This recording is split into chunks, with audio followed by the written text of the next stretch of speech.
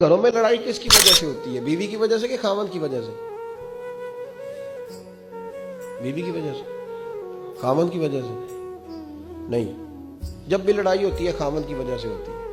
ابے کون کورن لگ پہ ناراض ہو گئے. یہ معاملہ جب بھی خراب ہوتا ہے نا خاوند کی وجہ سے ہوتا ہے، عورت کی وجہ سے نہیں. چلیں کوئی بات نہیں، گھر نہ بتانا جی، جا کے بات آؤ.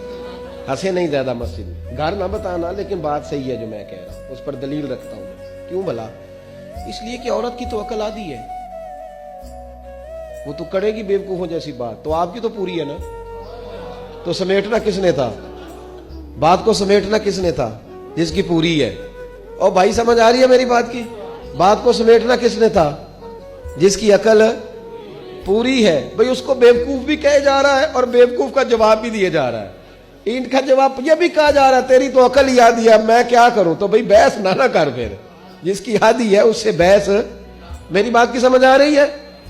بھئی یہ مسئلہ یہ ہے کہ جس آدمی نے کنٹرول کرنا تھا، باہر باتیں نہ کریں جی، بڑی مہربانی، باہر باتیں نہ کریں. آپ کا انتظام مکمل ہے، بس کر دیں، آپ تشریف لائیں، میری بات پہ توجہ دیں. اللہ آپ کو دیکھیں بڑا ہی خوبصورت پروگرام سجایا آپ حضرات، بڑا ہی پیارا ہے. آپ میری بات پہ توجہ کریں. بس تھوڑی دیر میں نے بات کرنی ہے، لمبی تو گفتگو بھی نہیں کرتا میں.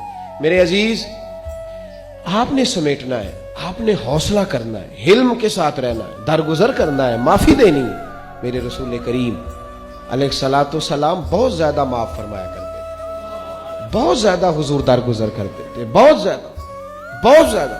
ازواج مطہرات سے جب حضور گفتگو کرتے تھے تو ایک بات 3 دفعہ کہتے تھے، پھر بھی کبھی ناراض نہیں ہوتے. فرماتے تھے سمجھانا پڑتا ہے خواتین ہے، کیا ہوا؟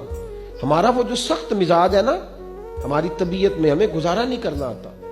ہم کہتے ہیں کہ وہ میں آفس میں تھا تو 10 بندے مجھے سلوٹ کر رہے تھے تو بیگم صاحبہ بھی سلوٹ کریں. نہ بھائی، وہ بیگم صاحبہ ہے، وہ بچوں کی اماں ہے، پورے گھر کا کنٹرول ان کے ہاتھ میں ہے. وہ تو ساری گھر کی کبینہ آپ کے خلاف کر سکتی ہے، بالکل ہر چیز بدل سکتی ہے. آپ تھوڑا سا ٹیمپو لو کریں، پیار کریں، درگزر کریں.